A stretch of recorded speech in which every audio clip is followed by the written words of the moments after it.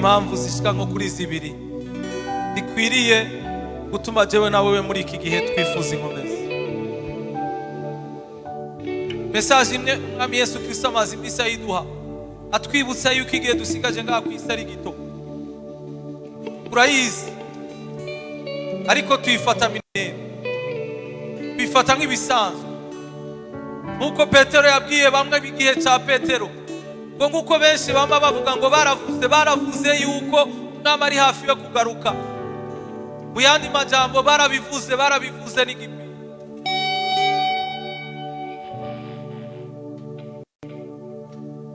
Yakobo igice ca 5 umurongo w'indwi n'umurongo w'umunani.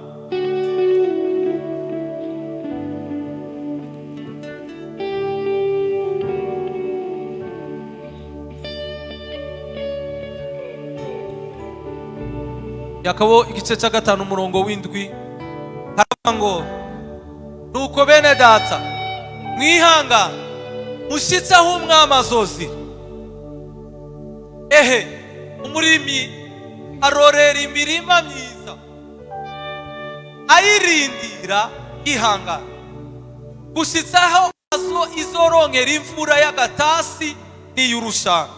Umurimi ararima mugabo ahejeje kurima warorera imirima myiza akayirorera yihanganye. Icyo ni ijambo rya mbere. Kandi yihanganye arorereye igihe imvura izogwira atazi ko izogwa cyangwa itazogwa. Uko niko abiteze ukugaruka k'Umwami wacu Yesu Kristo dukwiye kumenya. Benshi bakeneye ibimenyetso, mugabo ikimenyetso cya mbere kitwereka yuko Umwami Yesu ari hafi nuko mu mutima wawe wumva uko wamusurushirizaho kwegereza, wumva ukwiye gutunganya ubugingo bwawe, ukumva mu mutima wawe nta kintu kirimo, nta kintu kiriko kirakwibutsa yuko igihe dusigaje ari gito ngaha mw'isi. Nagomba ndakubwira ngo urasamaye mwese. Abiteze ukugaruka k'Umwami wacu Yesu Kristo bameze nk'umurimi. Nimba ijambo ry'Imana rivuga ngo kwihangana, nuko mu gihe cyo kwihangana hari ibibabaza, hari ibirusha, hari ibitunaniza, hariho n'ibigeragezo by'uburyo bwinshi biturondera, birondera ubugingo bwacu, birondera ubuzima bwacu, birondera ukwizera kwacu. Hari bica mu bantu, hari bica mu byo tubonesha amaso, hari bica mu byifuzo by'imitima yacu. Ndagomba nababwira ngo uko wamusurushirizaho kwegereza niko n'umwasi nawe arushirizaho kugwiza ibitugerageza. Ukwihangana kwiza rero kumeze gute? Nuko ivyo bintu bibaho mugabo natwebwe tugashishikara tugakomeza. Imana ishimwe cyane. Twebwe nituri mu biyonjorora, nituri mu basubira inyuma, nituri mu babivamwo. Abagatima kabo gakubita, kagakubitira hanze, kagakubitira mu vyisi, kagakubitira mu vyifuzo vy'isi, kagakubitira mu kwivayanga mu vy'isi. Nagomba ndakubwire mugenzi wanje wori nga ikimenyetso kikwereka yuko utari mu bazoge. Ariko ndagufitiye inkuru nziza. Igihe cyo kwihana kiracyariho, igihe cyo guhindukirira Umwami Yesu kiracyariho. Uyu munsi cyitwa umunsi n'amahirwe kuri wewe n'amahirwe kuri je. Tugihumeka umwuka w'abazima, tugikomeye, tugishobora kuvuga, tugishobora kuza ngaha tukaririmba, tugahimbaza. Nakaryo keza Imana yaduhaye ko gusura kurimbura ku buzima bwacu. Turabe yuko ubuzima bwacu buriko buragenda kuri ritme y'ijambo ry'Imana. Imana iriko iraduha muri iki gihe.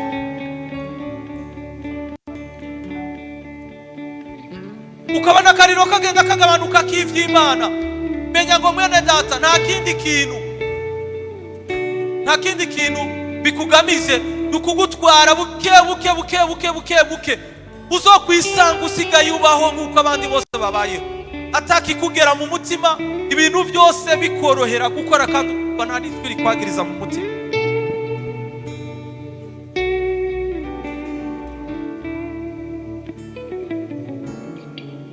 Imana ishimwe cyane. Nagomba nabaha igicapo gato umurongo w'umunani ngo nuko namwe mwihangane rero mureme mu mitima kuko kuza k'Umwami kuri hafi. Ikituremesha mu mitima yacu kikadukomeza, kikaduha inkomezi, nubwo ibidukikuje biba bigamije kutubabaza no kuduca intege, nuko twiyumvira tukamenya yuko ukugaruka k'umwami wacu kuri hafi.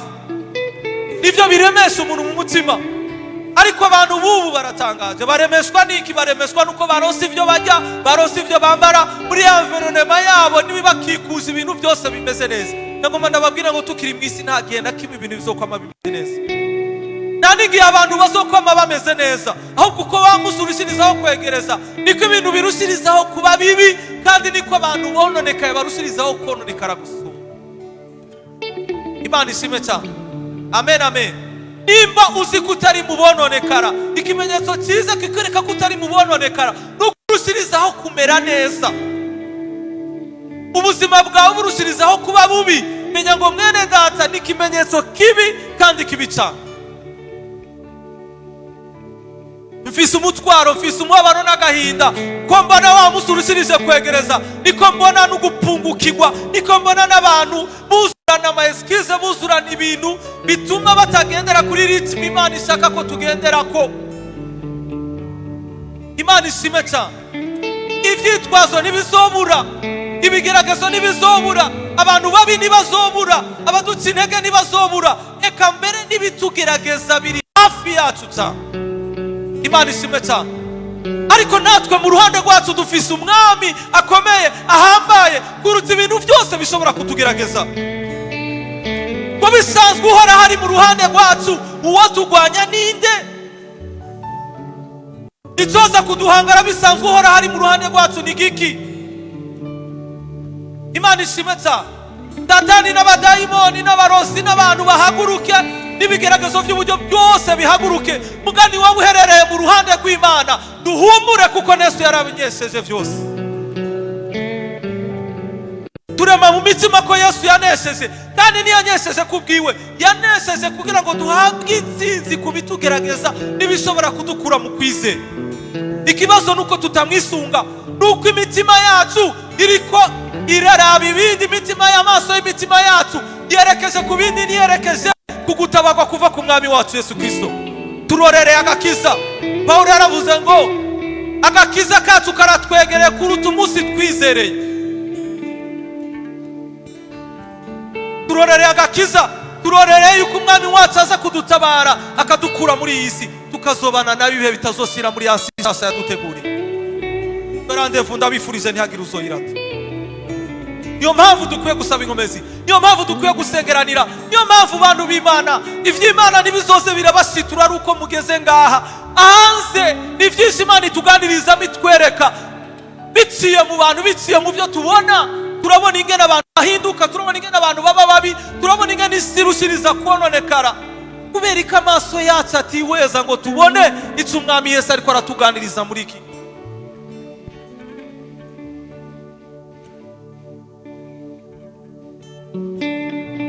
Ukuririmba, ukuvuga ubutumwa, ugusenga, bijya bikorwa byose dukora mu ishengero, sivyo bikorwa bizodutsindanishiriza imbere y'Imana. Tuzotsindanishirizwa no kwizera. Nitwahagarara mu kwizera, tugashimama mu kwizera, tugahagarara mu kwizera, ntihagire ikintu kimwe kitubuza ngo kiduhungabanya kidukure mu kwizera. Uko kwizera niko kuzodutsindanishiriza mu maso.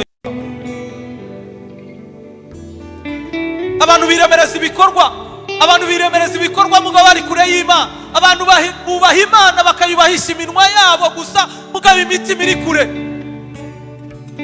Ndangirije muri iri sengesho Pawulo yasengeye Abanyefeso.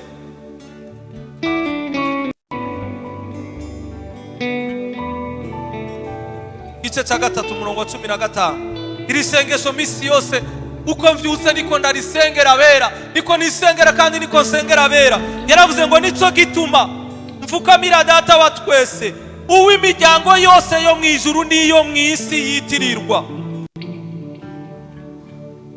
ngwibahe nk'uko itunga ry'ubwiza bwiwe riri, kuremeshwa n'ubushobozi imbere mu mitima mubihawe na Mpwemu Yera. Dukeneye kuremeshwa mu mitima, imbere mu mitima tubihawe na Mpwemu w'Imana, kandi uwo Mpwemu ni wo jambo. Dushishikare kumva ijambo ry'Imana, dushishikare kubika ijambo ry'Imana. Dawidi yaravuze ngo ndabitse ijambo ryawe mu mutima wanje kugira ngo noye kugucumurako. Ijambo ry'Imana niryo Kristo, niryo Mpwemu, nitwarigwiza mu mitima yacu rizoganza ubuzima bwacu bugira icyerekezo cyerekera ku Mana.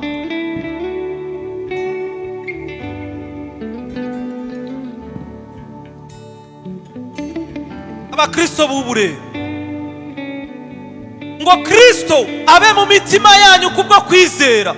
Birababaje, Kristo abe mu mitima yacu kubwo kwizera. Hari abo Kristo ari mu mitwe yabo gusa, atari mu mitima yabo. Hari abo Kristo ari mu vyiyumviro byabo kubera kumva amajambo menshi y'Imana bikagwira mu mutwe, buga nibibe mu mutima. Ikija mu mutima nico gisoka mu kanwa, nico gisoka hanze. Nico gituma Yesu yavuze ngo ibibogaboga mu mitima yacu n'ivyo akanwa kavuga nivyo bisoka hanze.